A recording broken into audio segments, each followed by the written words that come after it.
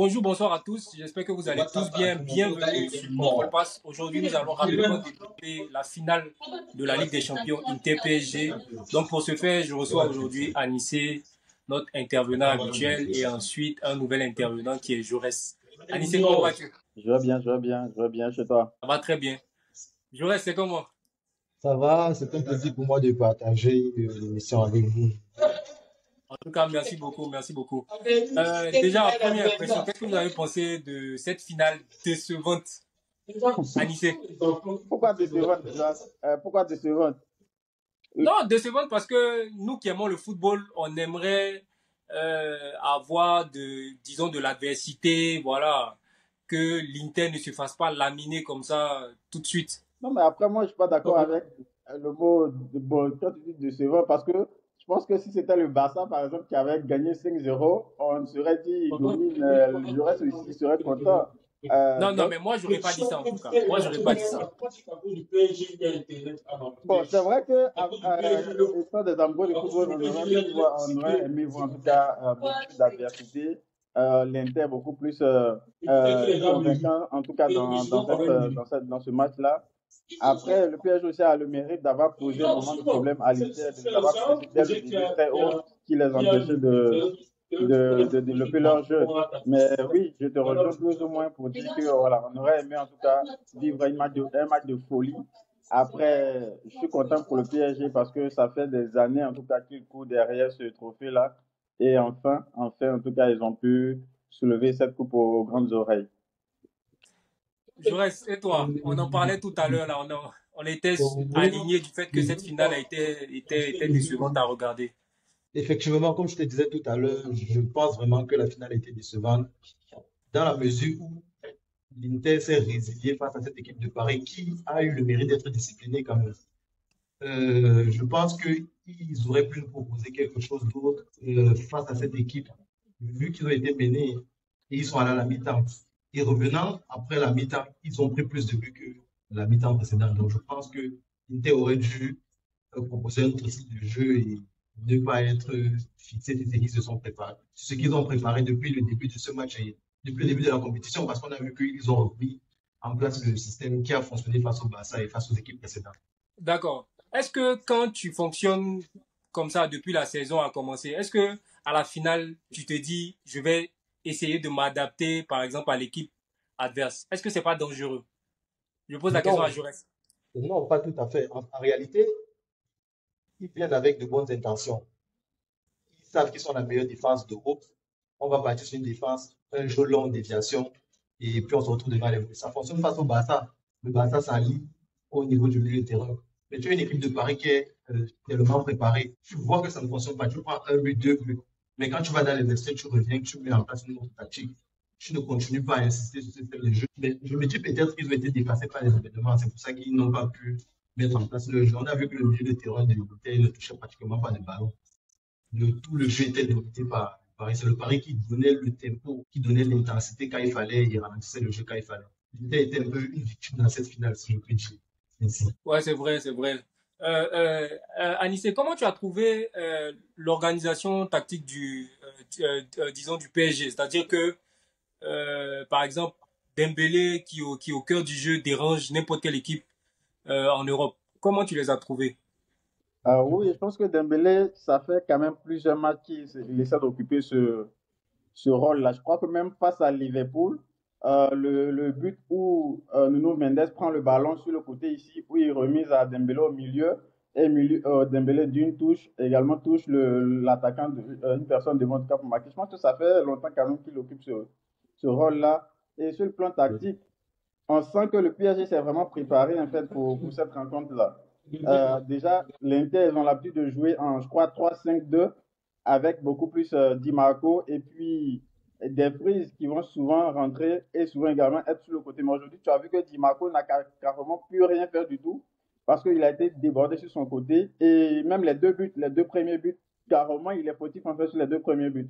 Parce que le premier but, c'est lui qui couvre le hors-jeu et le deuxième but, c'est lui qui touche en fait le ballon, qui dévie le ballon. Donc, je pense que le PSG a mis un dispositif en place qui a contrecarré vraiment le jeu de l'Inter. Parce que on sait que l'Inter, c'est jouer bloc bas, transition rapide, aller très rapidement, et puis ils sont très bons techniquement dans les touches de balle. Sauf qu'aujourd'hui, le PSG, ils ont été face à un milieu de terrain tellement efficace qu'ils n'ont pas pu développer ce jeu-là.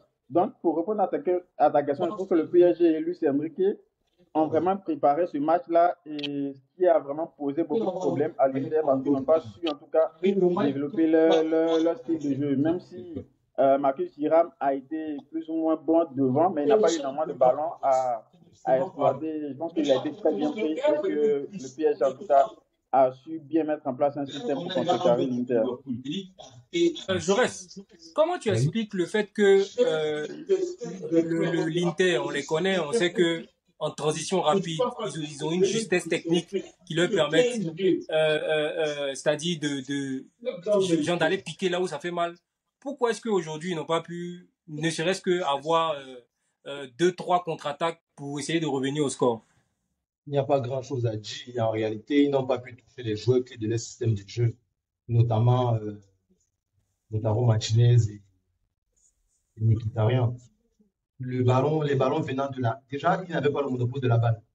Les relances étaient assez difficiles à faire, vu que l'équipe de Paris était tellement disciplinée, pressée haut, ce qui mettait en mal l'équipe d'Inter. Les dégagements de Jansson arrivaient déjà dans les temps adverses, ce qui est difficile pour les milieux de terrain à jouer. Et avec un attaquant, notamment Thuram, qui était absent dans tout le match, c'est compliqué de mettre en place un système de jeu. Ok, donc finalement, le PSG bat à plate couture l'Inter. Est-ce que vous pensez que, c'est-à-dire le football dans son expression pure a repris ses rênes à Nice? A repris ses rênes. Je reste, est-ce que tu peux couper ton micro? Il y a un tout petit peu de bruit à côté. Stéphane, tu veux dire que la meilleure équipe qui a proposé du jeu a gagné, c'est ça? A gagné, oui. Oui, parce que je dirais aussi que oui, comme tu le dis, c'est exactement ça. Le football a repris parce que face au Barça, ou même peut-être face au Bayern, quand même on peut être d'accord pour dire que c'est le Barça qui a proposé le meilleur jeu. Mais après, l'Inter se qualifie. Je pense aussi face au Bayern, pareil. Après, le football est également moi, je pense que c'est une finale de Ligue des Champions. Comme on dit, on ne la joue pas, on la gagne. Et l'Inter est venu pour la gagner avec ses moyens. Voilà, certes, le football a pris le dessus, mais après, c'est aussi une question de stratégie. C'est aussi une question de plan de jeu. Et je pense qu'aujourd'hui, tout simplement, le plan de jeu de l'Inter n'a pas marché face à un Paris, déjà avec énormément d'énergie, des joueurs très disciplinés, avec un entraîneur expérimenté qui a également l'expérience des finales de Ligue des Champions, avec une défense aussi avec Marquinhos qui a l'expérience aussi de la Ligue des Champions. Donc, je pense que, et on parlait déjà la dernière fois, on parlait de, est-ce que sur le plan émotionnel, le PSG ne va pas forcément flancher au vu de tout ce qu'ils ont connu ces dernières années. Et moi, je pense que avec tout le parcours qu'ils ont eu, après avoir éliminé Liverpool, après avoir joué après avoir joué City, Aston Villa, avec tout ce qu'ils ont rencontré là, je pense que ils étaient vraiment préparés mentalement, physiquement pour cette rencontre-là. Et en tout cas, je suis content pour eux et puis je pense aussi qu'ils le méritent et que le football a pris le dessus. Mais après, c'est une finale de Ligue des Champions. Oui, la question qui arrive là, c'est pour Jaurès. Jaurès, dis-moi, est-ce que tu penses que une question un peu plus piquante, hein. Tu penses que s'il y avait Verratti, Neymar, Mbappé, Messi, est-ce que ça aurait été le même rendu? Je ne pense pas. Je ne pense pas parce que comme Anissé disait tout à l'heure, on n'a pas eu l'impression que c'est les talents qui ont gagné, mais c'est la discipline dont ont fait preuve les joueurs qui a rayonné ce soir. Avec ce collectif de grands, le Paris a connu des joueurs plus talentueux que ceux qui étaient sur le terrain aujourd'hui, ça faut l'admettre. Mais ça n'a pas toujours fonctionné parce que ce n'est pas les mêmes systèmes de pensée des uns et des autres. Ce qui fait en sorte que ce Paris gagne, c'est la discipline et déjà la jeunesse. Le mécanisme mis en place est tellement respecté et on a l'impression d'avoir un manager qui est le coach et des collaborateurs qui s'intègrent totalement dans ce système de jeu. Après aussi, ce n'est pas que la victoire de Paris, c'est la défaite de l'Inter. Parce que moi, je reste déçu. Je pense que l'Inter n'a pas su proposer des solutions novatrices pour permettre de revenir dans cette finale. Après avoir pris 2 buts à la première mi-temps, je crois qu'ils auraient pu mettre quelque chose en place pour qu'on ait un autre match à la deuxième mi-temps. Est-ce que vous avez quelque chose à ajouter par rapport à ce petit débrief rapide qu'on fait sur cette finale-là? Parce qu'il n'y a pas grand-chose à dire. Oui, Anissé? moi c'est un constat que je fais. J'ai l'impression que, parce que face au Barça, les deux matchs aller et retour, c'est l'Inter qui mène au score de 2-0. Et après, ils se font remonter, mais après, ils arrivent à y revenir. Surtout, comme Jonas le disait aujourd'hui, c'est eux qui sont menés 2-0.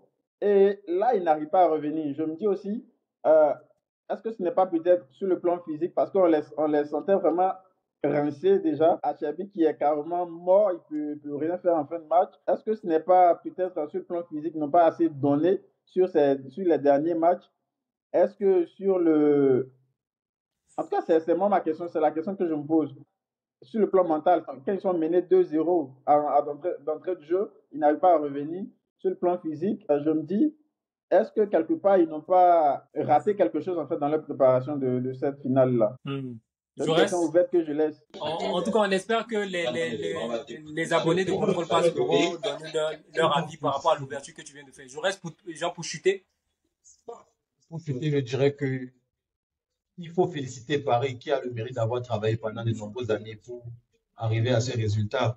Mais il faut aussi pointer du doigt l'Inter qui est carrément passé à côté de sa finale, qui a été rapidement dépassé par les événements et n'a pas pu revenir dans le match.